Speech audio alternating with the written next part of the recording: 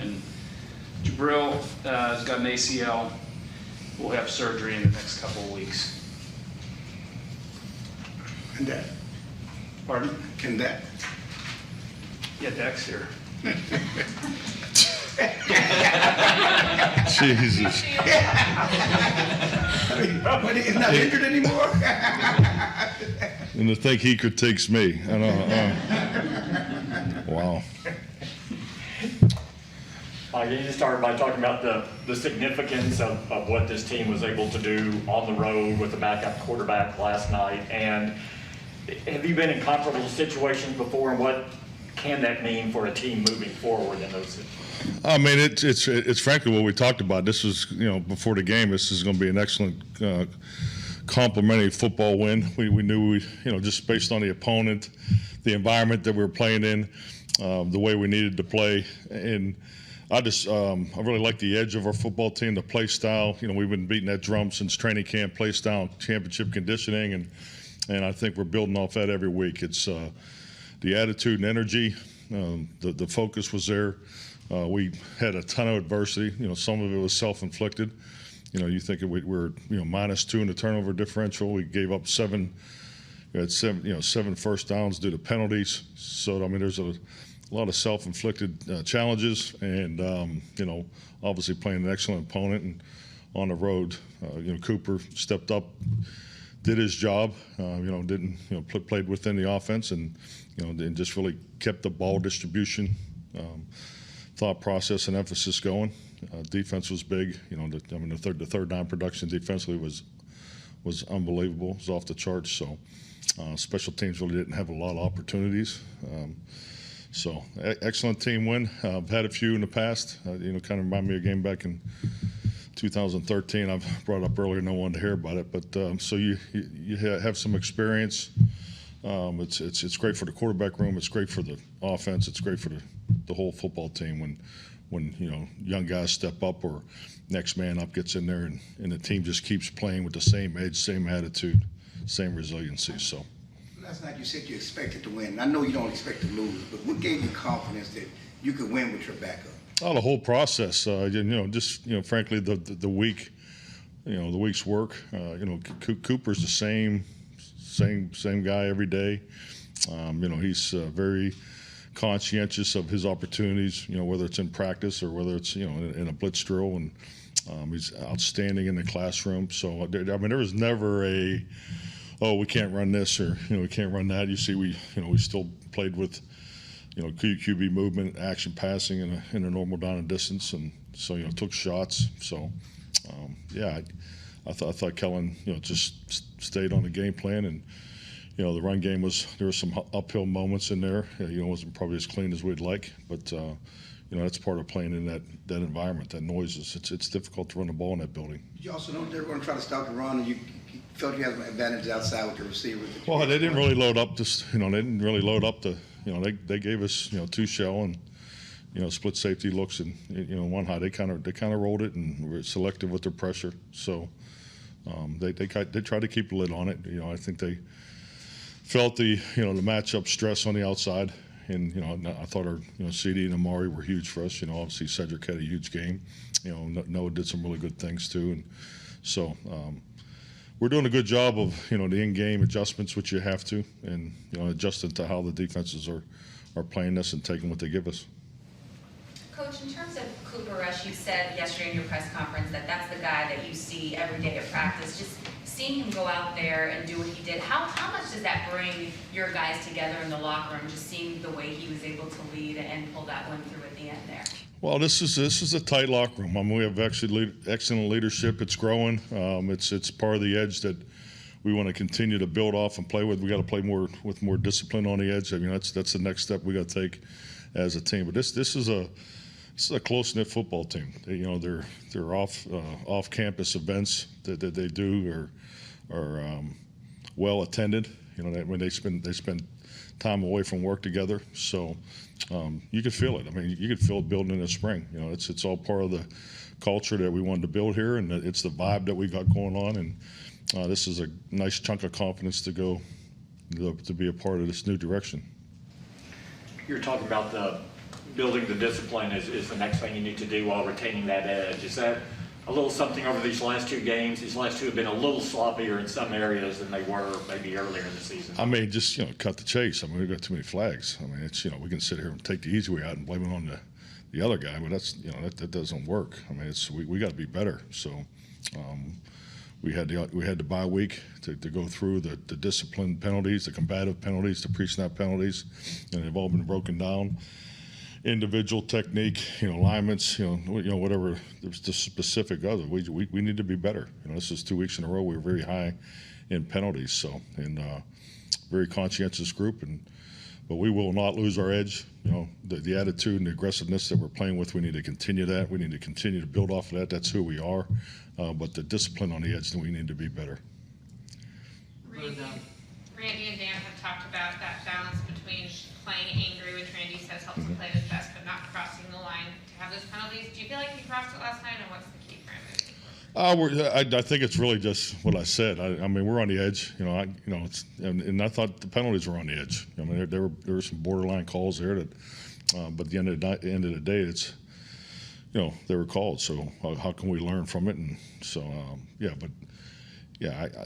it's football. It's still football. I think it's important when you view officiating as, are they regulating the game or are they trying to impact the game? Or are they, that's all part, they're part of our preparation. We break down the officiating crew, and that crew last night was true to the tendencies that they showed prior to our game. So it isn't like we didn't know that going in.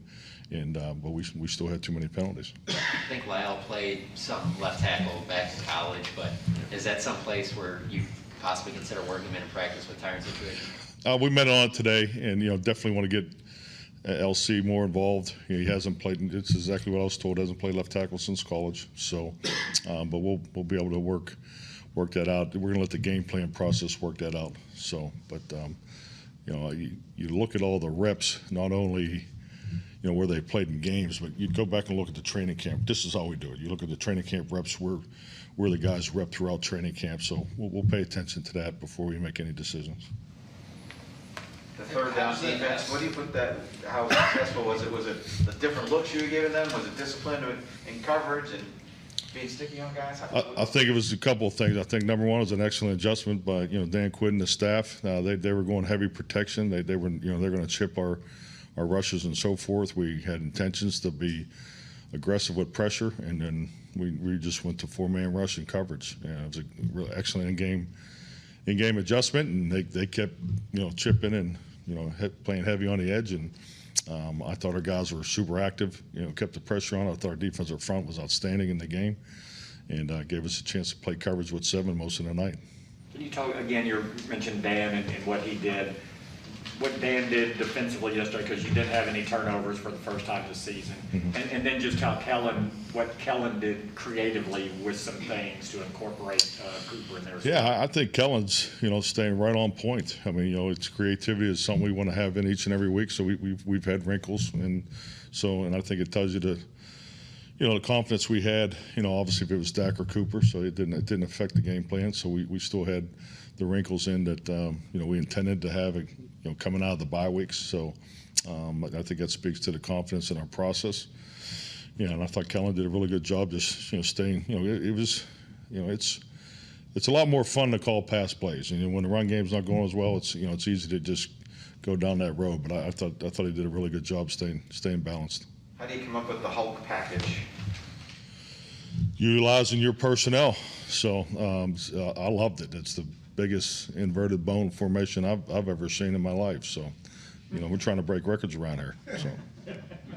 You talk about all the time about 77 guys, 80 guys, but you had the front office. Was that an organizational win? I mean, the collective decision to sit Dak, and then how the defense helped the offense, and what Kellen's doing to manage the offense with a new quarterback. Would you see that's a classic organizational win? Well, you're saying that with a smile, and I love your insight, because I think your recognition of excellent leadership and management is appreciated. So, no, I think it's staying, communicating, having a good plan, going through the process. Dak obviously wanted to play. I mean, there was no doubt about that. He was at a certain percentage, and we made the right decision regardless of the result of the game. So it was the right decision for him as a player, and it was the right decision for us as a football team. So, yes, I thought the process, we just stayed to it, and I understand everybody here has a job to do, but it worked out the way it needed to work out. What's the plan for Dak this week? Well, hopeful to, we'll be adjusted Wednesday, just coming off of a Sunday night game, so we won't be in a full slate of, our workload on the Wednesday practice. So I look for him to participate in that, and everything goes normal. I would think he would be full go on Thursday. Mike, when you work in some of these wrinkles with these gadget plays, and of course it was so brilliantly executed Sunday night with Cedric's pass, but how many times has that play been repped in practice?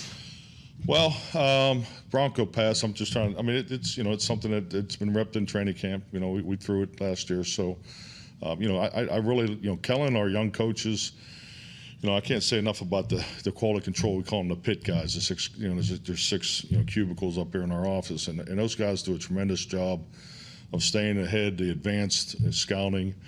Kellen has such a love for college football. So, the creativity part's constant. So, those ideas are always part of the conversation when those guys get, they get together on Monday nights, and then it goes into the game plan process. So, but, I'm talking about, I'm trying to answer the question. I don't have the exact number of reps, but, the ability to rep the play, whether you break it down individually with just said throwing the pass to the receivers and so forth. But it is, it's part of our deceptive package. How is Cox developing for you and losing him the rest of the way here? Just hate to see that for Jabril. He was taking steps every week. He was definitely. I thought he was playing very well for us on special teams. He had the one, ticky-tack penalty there against the Chargers, but I thought he was doing a really nice job there, and you could see he was really taking a lot of steps, particularly in the sub packages defensively. So he was exactly what you're looking for a rookie. He was, challenging, competitive. Was doing a good job on the look teams. So was preparing himself, and frankly, if it had got to him, we would have been very confident with him in there. So sad to see that last night. You're light at linebacker just in terms of numbers. I know you have Bernard coming back, but is that something by the deadline you're looking at adding at that spot, either a trade or guys that are out there right now? Personally, I'm focused on our guys. I love the group that we have. We have 80 plus, I think it's 84, players in the building in some form and fashion, whether on IR, active roster, practice squad, all that. So that's really my focus. So I'm not, I know Will and our staff and Stephen and Jerry are really managing all those calls, but that's not a focus of mine. Did Bernard get through practices last week, find that he'll continue to ramp up this Definitely. week? Look for him to take a step because, he would be impactful special teams. He could step right in there, and obviously he's very bright, very, very instinctive. I thought he looked well, so I think he'll definitely be close this week. Jack had the headset on. Is he more listening, or is he in there talking a little bit too with guys? Listening, and he's an excellent communicator. I thought, just to be involved, on the bench sequence and everything, as far as looking at the Microsoft tablet, not the iPad. So it's but no, definitely listening, just being part of the process. But he was very much involved. You were talking about he hadn't quite gotten to the percentage he needed to. I don't want to say it's ever easy to make those decisions, but do you have, with the GPS tracking and practice and everything now, do you have a little bit, are you able to quantify it a little bit better and say, well, look, over this period, you're not doing this, so you are this percentage off? I think it's credit to him and Britt and just the whole training regimen of it all. There's definitely was the GPS. Frankly, Britt and Dak were involved in a conversation. Britt said he was working about 70%. Dak said he was working 80, 85. And based on the GPS that day, he was actually 77.5. So, I think that tells you, how in tune those guys are, what range they're working in and so forth. So, but like I said, we made the right decision, and hopefully we can be past this. But, it'll take the full week to figure that out. You said Friday he was sore after the work he did Thursday. After the warm-up he did yesterday, how's he feeling? I actually didn't talk to him personally, but Britt said they had, talked to Britt briefly before I came in here. He said they had a really good day today. So that's the feedback he gave me. How many times in the second he played? Has he played since he's come back? How many what? Time in the second. How's he played since? Well, how's he play? I thought you asked me how many reps. I thought he did. I thought he was better. In the run than in the pass pro. I'm just thinking back through his grade that we just went through at 2:00. But I think a little rusty. But stepping in. You play the tackle position up there in that building, and it'll take you a series too to get settled in, and that's the point I'm making. I thought once he got settled in, he played well. Was that Parsons' best game to this point as a linebacker? You've used him in different roles. I thought it was his best play, best game purely as a football player, because obviously the way he played both linebacker and the open end. Clearly, is his best week of preparation. He was here early. I think he was in here every day about 6 o'clock. So he was here early, and it's just nice to see younger players take that step in preparation, and then obviously when it carries over to the field. But yeah, he had a huge night. He was all over the field. I thought he had clearly played his best game as a Cowboy. When you're trying to figure out how to use your tackles, how to prepare them this week in case Tyron's not at full strength, how do you, if you have a guy who has been in one place, given your affinity for continuity, but you think that his best position might be somewhere else, or another guy's best position might be where he is, how do you balance that? How do you juggle that? I mean, it's the exact conversation we've already had today, and we're really going to let the game plan process answer it for us. Do you want to make two moves for one, because of one injury, or do you want to go 1 for 1? But we also talked about all the reps really were these guys rep throughout training camp too. So I mean, so all we keep track of all that. Because it's at the end of the day, it's footwork, familiarity. Then once you get into the game plan, now you can talk about matchups. So we'll let the game plan process answer those questions here in the next 24 hours. With that, DeMarcus Lawrence, is there any on-field stuff coming from Getting close, getting better. Good report on him today. So I think it's at some point he'll be. I don't know if it's this week or next week. Getting out there on the field, but he had a good checkup. When you see the Rams make a trade for Von Miller, do you say, oh, good, you don't have to worry about Von Miller this week, or do you look at it from a bigger context of what it might be now that he's in your conference? I'll go with the first part. Don't have to worry about him this week. So that was definitely nice. But yeah, those things always, those long-term thoughts always take care of themselves. But no, I was glad to see him go to the Rams this week. From what you saw from Gallup last week, would you anticipate he'll be able to be in a consideration to be active for this game? Gallup. Oh, Gallup? He's getting close. We'll see. With we had a set number for reps and what he was supposed to do last week, and he went through that fine. So we'll increase that this week. So obviously we have 3 weeks to make that decision. How varied of a pass rusher is Randy? I think a lot of people think of mostly as a speed guy, but does he have a multitude of moves to him? Absolutely. I mean, his speed to power, his ability to go inside. Yeah. I would classify Randy as a dynamic pass rusher. I mean, he's working on his second and third moves, but his ability to move around. I mean, look at the attention he's been getting. So I mean, I think that in itself speaks to what other teams think of him. But yeah, he's.